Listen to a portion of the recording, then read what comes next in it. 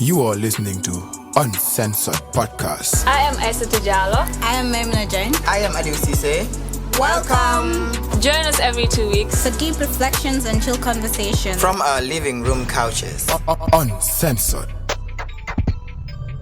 Hi, welcome to episode 2 of the Uncensored Podcast. And today we have Fatou Jeng here. Hi everyone. So I'm very much happy to be here today with Maimuna, and I'm guessing that this conversation is going to be very, very much interactive and interesting.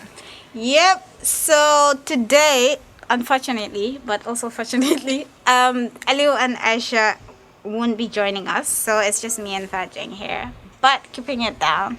Gang, gang. Gang, gang.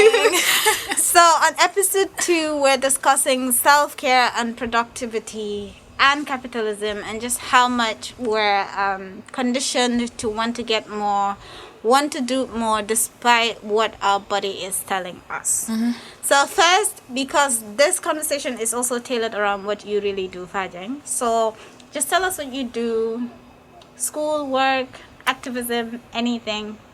Yes, thank you very much, Maimuna, for having me here today. So I completed my bachelor's degree in journalism and digital media at the University of the Gambia last year. Oh, by the way, and she got selected for shifting, so congratulations. Levels! Levels! Yeah, so I'm the founder of Clean at Gambia. I mostly focus on environmental related activities and climate action because that is something that I'm very, very much passionate about. So for the past 5 years, that has been what I've been actually engaging aside my student leadership work. So I'm the founder of Clean at Gambia, and I'm also one of the facilitating team members for the UNFCCC, that is the United Nations Framework Convention on Climate Change Youth Constituency. So I facilitate the working group, that is the Gender and Women and Climate Change Working Group under the Youth Constituency. And yes, I am also part of Plan for the Planet, which is an international organization working on climate action through tree planting exercises. I talk a lot, Maimuna. Is that all? Yes, I have a lot more to say, but I think I'll stop here. Go on, say it. Because that's the thing, yeah? It's because we're so much, especially if you're in the activism spectrum, you're so much into giving, and you have tons of organizations you're part of, tons of things you're doing, and then there's very little time to take care of yourself. Yes. And just reflect on what you're giving, and how much of your time you're really giving. Yeah. So, question. How much self-care time do you think you give yourself in a week? That is really, really very difficult because what you've said is actually very true, because us as young people in the activism space hardly give time for ourselves. Like most of the things that we do actually has to do with our voluntary and community service engagement, that we really find it difficult to even try to make sure that we take care of ourselves and make sure that we have proper self-care routine. I cannot even say how many hours or the time I spend on making sure that there's self-care, I have enough self-care. But I know it's usually mostly when I'm really stressed or burnt out that I try to make sure that I at least make sure that I have proper self-care. Right. But in a week, I don't even know. But what I know is I go to the beach when I know that I am really, really trying to burn out. Okay. Yeah. So basically, you don't give your time on a normal. So there's not like, okay, I'm spending these hours for self-care, whatever self-care means for you, unless you feel like you're burning down. Yes. So basically, no rest unless you're about to collapse. Yeah, and the problem here is because now we have basically normalized, getting so much engaged in our activism that we forget that, or maybe even if we try as much as possible to just have proper self-care and have time for ourselves, we kind of like feel guilty that, Yep. like we're sleeping, we're relaxing, and we shouldn't be doing that. Yeah. And that is one of the ways that we really, really try to burn out ourselves, because we give too much for our activities and little for ourselves to really take care of ourselves. Yeah. And I'm happy you said something about feeling guilty and just feeling the need to keep going. Yeah. Which take me back to socialization, right? So let's talk about from the beginning. How and this is personal, but it's okay if you don't want to share. How were you brought up, and how do you think that has an impact on how much you think you need to do to be productive, or to just achieve success, or to just feel like you need to get this thing done so you'll be able to help yourself or your family or whatever. How do you think cultural pressure on success and achievement plays into the whole burning out and wanting to do more always? Yep, as you mentioned, that sometimes can be really personal for certain people, but I know that there is a lot of pressure, especially cultural pressure, as far as what we determine as success or what we determine as us getting to where we want to is basically concerned. Because I can remember how I was raised when I was a young person is that, I mean, we work. I used to work a lot when I was young because I used to stay with my aunt, and she was someone that actually, you know, when we sit, she actually has to tell us to get engaged and do certain things and do house chores. It's like in our society, when you basically sit and lean back and relax, it's like you are not doing anything. You're lazy. Yeah, you are lazy. Like, and that is something that has really been affecting us from a young age, because from that very particular young age, we were meant to believe that if we just sit and not really try to find time for ourselves, we are lazy. So we just actually just grow up with that. And I think that is the mentality, or that is the thing that most of us have actually grown up with, because even if we're doing certain things and we tend to maybe achieve maybe when we're doing something and you start getting tired and stuff, we want to relax, it becomes a problem for us, like I mentioned, because we start getting guilty and all of that stuff. So I think maybe the way that we are brought up, our society also plays a very important role as far as what we more or less identify as success, or what we identify as us getting where we want to, is basically concerned. So I think that is something maybe as maybe the younger generation should try to make sure that we don't really make sure that it replicates for the generation that is actually going to come, because it has really been having a lot of impact, because people don't even know that they're burning out, especially us as young activists. We'll just keep on doing things and forgetting that we really need time for ourselves. Yeah, and there's also the whole stigma around generally being tired, depression, burning out, because it is seen as something Western. So if you're seen engaging in but this is so much as capitalistic idea of self-care. You're seen as white, for example, going to the beach or reading, or just whatever self-care means for you as an individual. You're being termed as someone who's white or someone who's Western. So again, it has to do with culture. But looking at it from the side of gender and social inequality, right? And by that I mean poverty as a whole. So for women, it is generally being a caregiver. So from a very young age, you had to cook, you had to clean, you had to take care of everyone, do the dishes and all of those things. And then you grow up and the reproductivity just keeps going. So you grow up and then you have more responsibilities. And then you just feel the need to keep going. Because like you said, it's if you're sitting down, you're either sick. The only time you get to sit and not do anything is if you're sick. But also poverty has something to do with it. Definitely. Right, because you can't sit around if capitalism, if you just have to be productive in order to earn a living, in order to eat, in order to go to school, and all those basic needs that you have to get for yourself. So how do you think poverty and poverty crisis plays a role in it, especially with the backway crisis and all of that? Because I think sometimes we also tend to look at problems from the top without generally going down and see how structural it is. Because if someone, let's say, is poor, they're from a very poor background, they don't have means or the connection and the network to find themselves into places that are deemed as suitable jobs. So the only thing they get to do is work in building, construction, and just some of those other jobs. And even if that is not available, and this is like a global South problem, it is just finding a way to go somewhere that gives you better life. No matter how you get there. So I think also that also plays a role on how much you just wants to keep going and keep going and keep going because of what. Because you know that you have a family to feed. You know that if you actually lean back and not do something, especially if your family is dependent on you, it becomes a problem. And that's where actually capitalism comes into play, as you mentioned, because I mean, the poor people that are actually trying to maybe find a living, are grinding every day on the street, on the road, trying to make sure that they get something or find something for their families, whilst we have structural deficiencies. Like our structures, we don't have adequate or proper structures in place to at least help, I mean, people to at least get to where they're supposed to. Because as we understand how the society, especially in global south, how things are here. Like you try to make sure that you go grind, try to make sure that you search for greener pastures, you go in search of greener pasture and make sure that at least you get something that you can be able to take back to your families and feed. But with the fact that you have to really exhaust yourself, you have to really do more than what you're supposed to, at the end of the day, kind of like it gives you a mental breakdown, or you kind of like affects you, you know, emotionally and on all of that. So I think that is more or less a wider topic or wider conversation that we really need to look at the nitty-gritties of the problem that we are facing, as far as, you know, capitalism and poverty, and why we're having many of these problems that we are facing is basically concerned.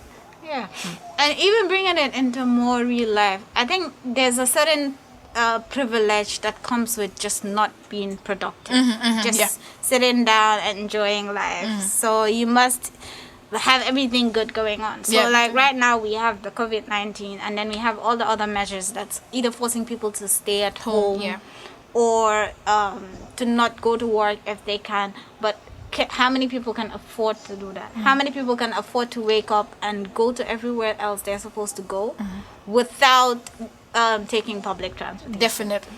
So it's either you're walking, you're riding a bike, or you're getting into a packed and congested car, because that is what you can afford. Yeah, so I have some certain privilege where I can afford to, let's say, pay for a taxi where I could, it's just me like and the taxi, or I can get my friends to drive me around. But not everyone can afford that. Most definitely. So that's why I feel like whenever we keep talking about stay at home, like I said, we're looking at things from top, but we are not not generally looking down at why it is difficult for certain people to stay at home, why it's difficult for certain people to wear a mask because they can't afford it, and they're rather diverse. Their money to food right now that everything is not working out, done to buying a mask or buying a hand sanitizer, or just generally staying home, at home, because it takes some certain privilege, which again takes me back to capitalism. Oh my god, I hate capitalism. Everyone hates capitalism. Everyone should, right? Except the rich people, by the way. Of course. I mean, how could they? It's like saying men hate patriarchy. Of course they don't, because they enjoy the privileges that comes with it. Yeah, most definitely. And I tweet this every day. So and it's difficult to be, because you're in it. It's this big vacuum that everyone has to come and fill. Yeah. And even when you're complaining, it's a position where you cannot come out of it. Yeah, and so you can complain within, but you can't really actually come out to complain openly. Yeah. Because I mean, in one way or the other, many of us are basically affected by this. I mean, what is actually going around, especially with capitalism. Yeah. And at some point, people are trying to now internalize it and just making it something that is normal, which is not really normal in some way. Because you know that, I mean, if you don't, and at some point you're afraid to speak up about what is actually happening, because you fear that you might lose your job and all of that stuff. And that is a problem there, because we have things that are actually affecting us. I mean, some of us, we spend the whole night actually working. We could have spent that time actually sleeping, finding time for ourselves, but no, we are not doing that, because we have to get some work done, even though we can get it done in another day or at another time. So you see that, I mean, it puts us at a very disadvantaged position, to the extent that we cannot really openly come out and talk about what is actually what we like and what we dislike, because of how the structures have actually been put in place to not really give you a voice to really speak up about what is really affecting you and what your concern is. Yeah. And so just on like the whole capitalism idea, I know you said you enjoy going to the beach for when you're burning out. Yeah. But that's when you're burning out. Yes. And I know I ask what you do, but what is it you do for yourself that's not giving to activism or work or school? What do you just do for yourself? For your mind, for your soul, for your body, what do you do? See, there is a problem. Like, because I mean, you actually feel very guilty if you try to even spend time on your own for yourself and just try to make sure that you get things done. Because man, sometimes people say I'm actually very nice. So that's another discussion. And yeah. Well, that's you come come near. Boy, am I really spending this thing on myself? I could have actually spent this on something else. So that is what the problem is. The condition is. Your condition is, even though you're working, you work for that money, it's your own, but you feel really guilty to even spend it on some particular stuff because hey boy, be the fashion, we not go invest and all of that on certain things. So man, I cannot, because this year I only spa. It wasn't even spa. Made pedicure on them. The rules are so that those are the things, like to spend time on your own, invest in yourself, in your personal growth. I mean, just so that you can be able to come back and be able to give more. So I think that is where the problem is as well, because we forget to understand that, or we forget to really, just understand that if we spend time on our own, invest on ourselves, and make sure that at least we make sure there's adequate self-care, we're able to give back more to our society.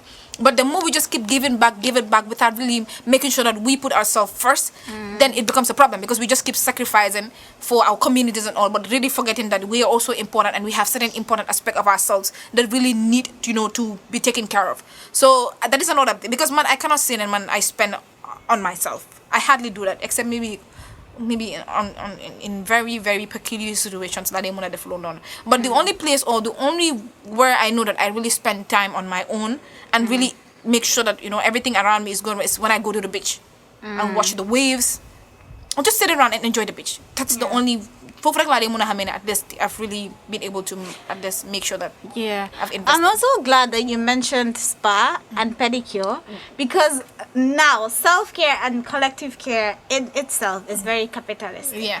Because capitalism has made everything look like you have to spend in order to feel good. Yeah. So now when you talk of self-care, it's either you're talking about going on vacation, going on dinner, spa, and all of those things. And that in itself requires some type of privilege.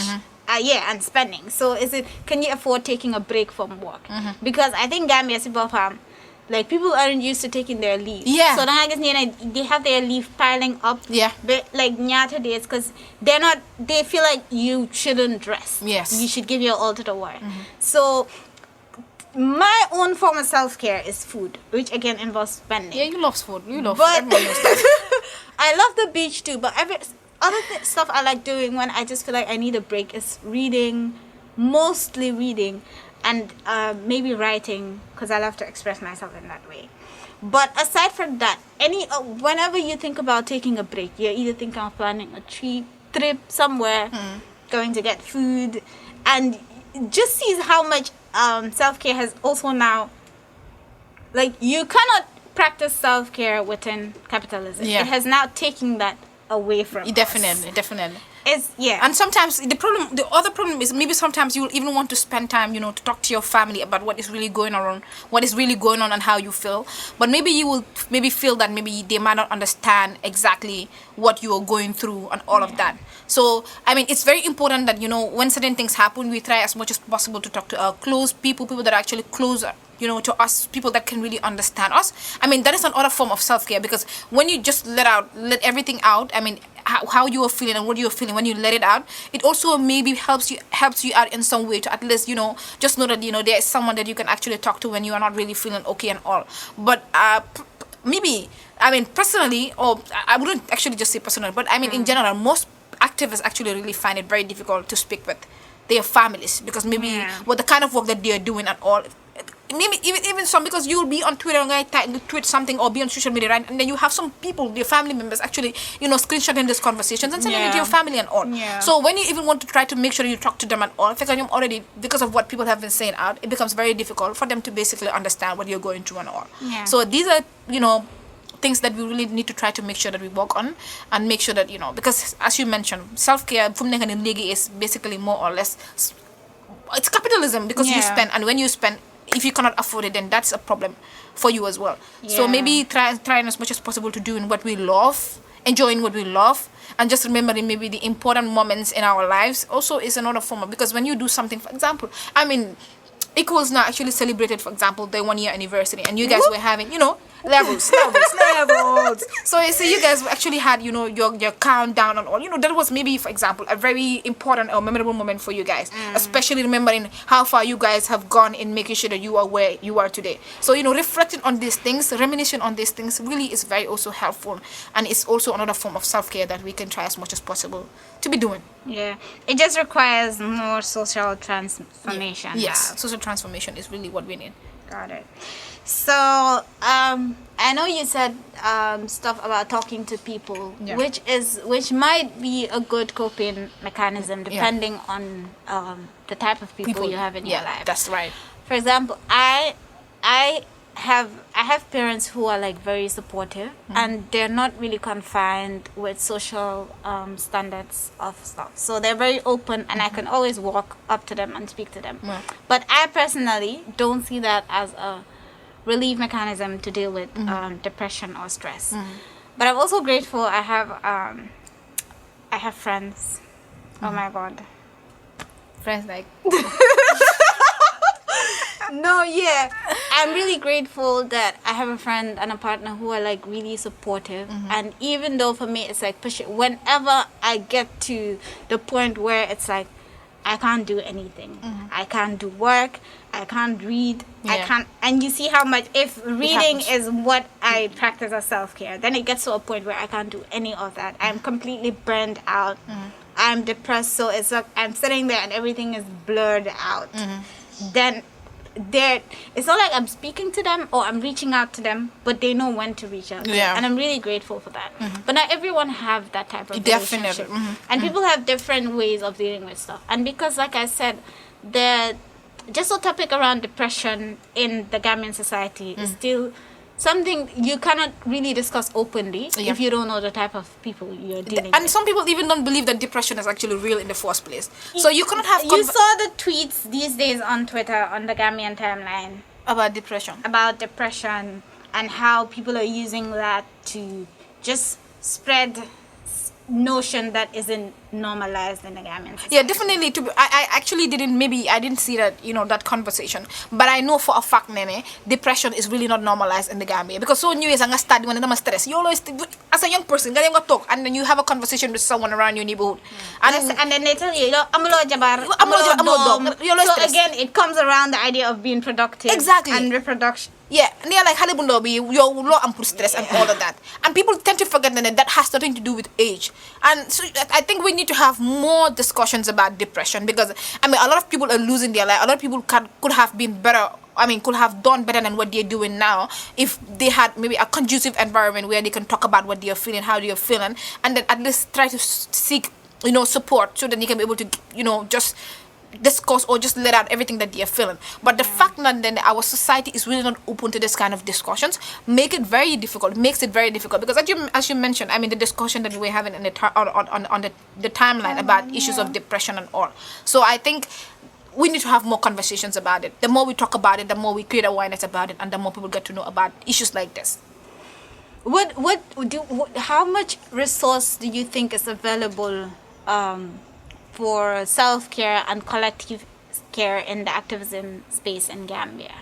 You can speak about this from your own organization that you co-founded, that is Clean Out, or you can talk about it from from other organizations that you've been a part of. Yes.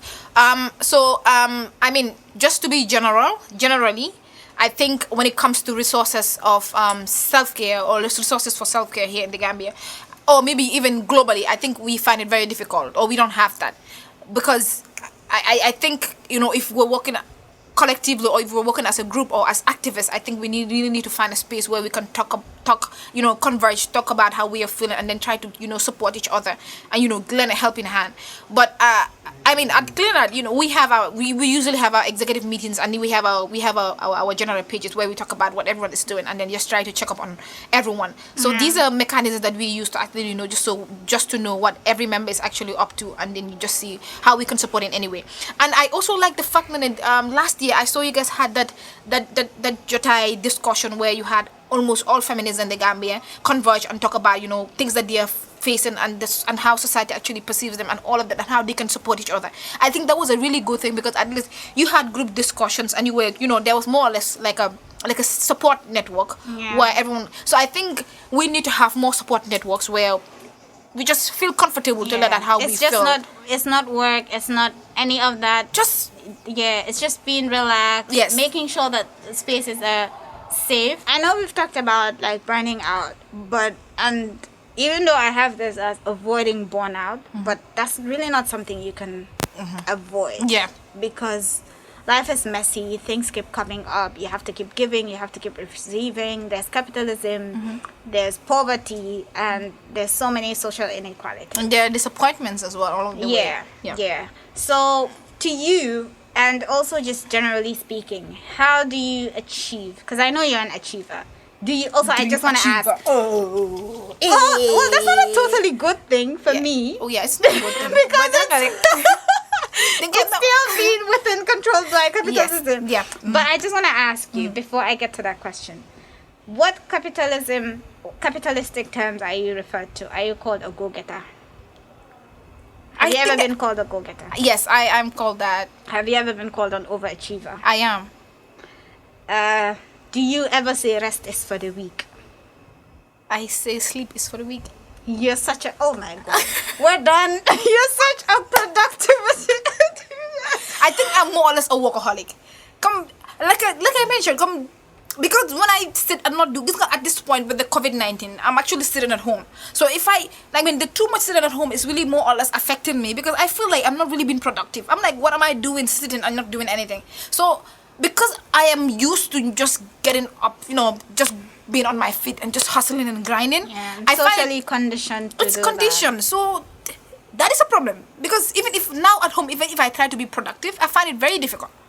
So these are things that we have really normalized, which we shouldn't normalize. Yeah, and we take pride in it. We take pride in it, which we shouldn't. Because I shouldn't. I think we take pride in it because that is what success is defined as in our own mind. Yes. So right. it's either you're schooling and you're getting scholarships, or you're in the activism space and you're seen as being someone who's advocating for other people. That is what success looks like for us. Or in terms of business, you're achieving so much, you're making your own money. You're working without taking a break, So it's not really us, even though we have to unlearn, but it's just how we've been brought up and how just the world works. Yes. Because you can't sit and starve, to be honest. Yes. Like I said, it takes some type of privilege, or unless you have some generation wealth that you can, sit maybe and take 2 years without working and you still get to eat. Yeah. So yeah, and as much as we have to unlearn, we also have to look at it from down top. What are bottom top? What are happening below that's making us feel like we have to keep going until we end up dying in order to be successful. So a question, how do you achieve results while also giving yourself like some good care? So it's not like you're taking a break, you're practicing self-care, but you're just giving, but also you're receiving at the same time. For someone like you who's really into productivity, how do you do that? What do you think that looks like for you? How do you get back on your feet, or just practice continuous care without having to stop what you think is success for you?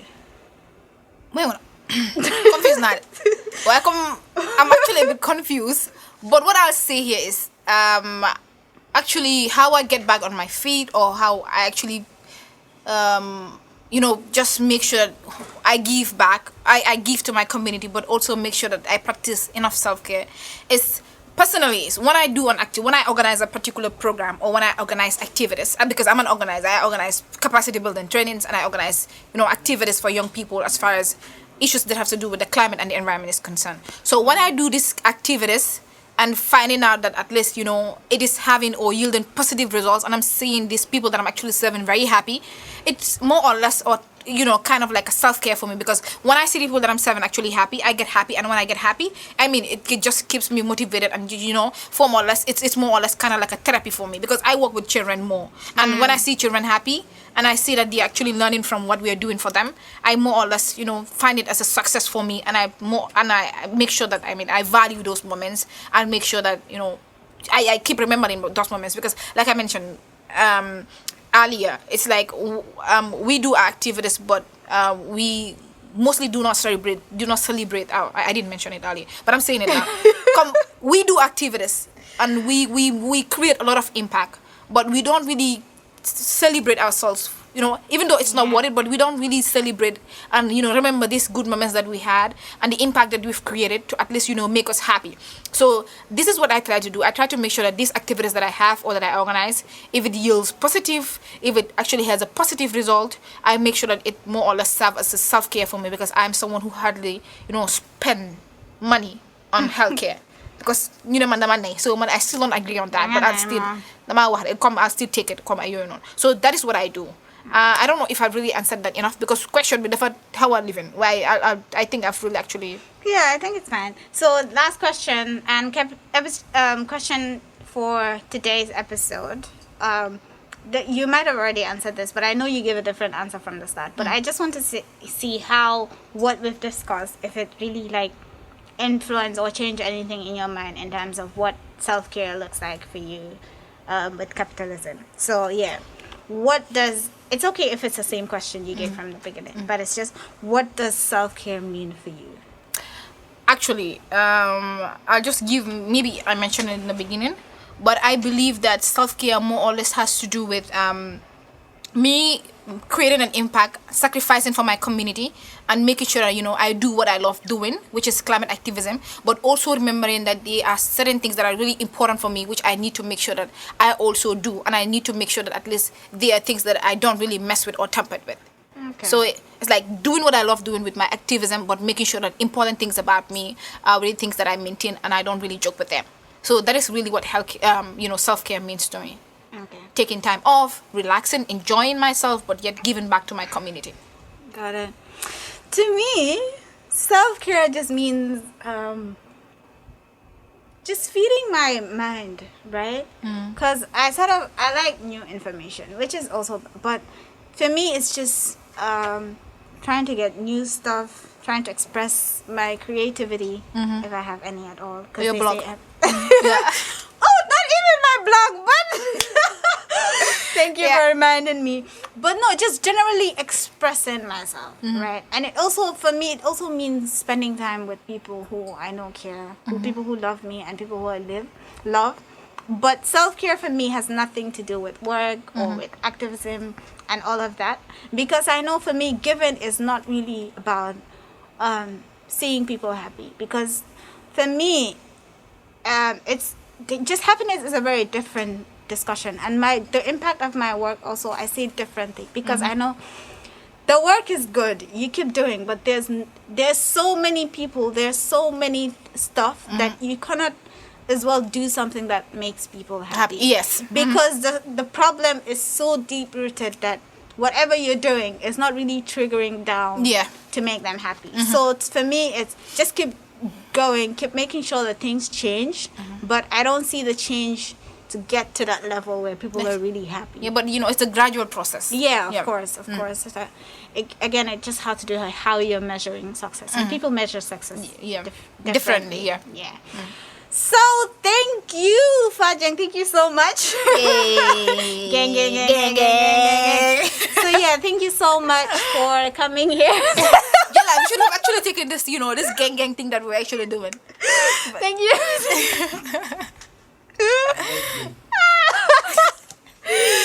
Uncensored gang. Yep. Thank you so much for coming here and having this conversation with us. And if you're listening, we're asking you, what does self-care look like for you? How do you practice self-care? How do you practice collective care?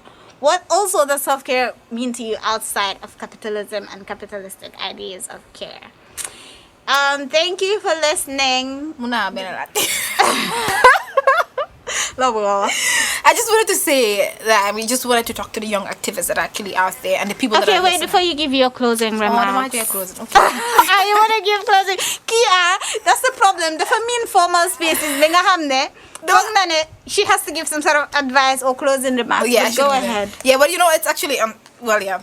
Mona, you want to come? You were already wrapping up, so I thought you were actually giving your closing remarks. No, there's no closing remarks. This is not a panel discussion. Yeah, that's Go right. ahead. Okay, so this is not actually a closing remark, but it's just an advice that young people out there that are actually listening, let us make sure that we take care of ourselves and know that we also owe ourselves and our body some time. So let us make sure that even with the work that we are doing, even though it's overwhelming and all, let us make sure that we take time out when we feel there's the need for it. Let us make sure that we at least just make sure that our body and our mind and our soul is also really free and actually not really stressed out, because the stress that we're having is why we're having this burnout and all. So the more we actually try to make sure that there's enough self-care for us, the more that we can be able to be more productive and be able to do most of the things that we actually want to achieve. So it's not a closing remark, but I'm gonna sign out. Peace. So yeah, thank you for listening to the second episode of Uncensored Podcast. If you're getting here, subscribe and follow us, Uncensored GMB, everywhere on the internet. See you again in 2 weeks. Bye from me. Bye.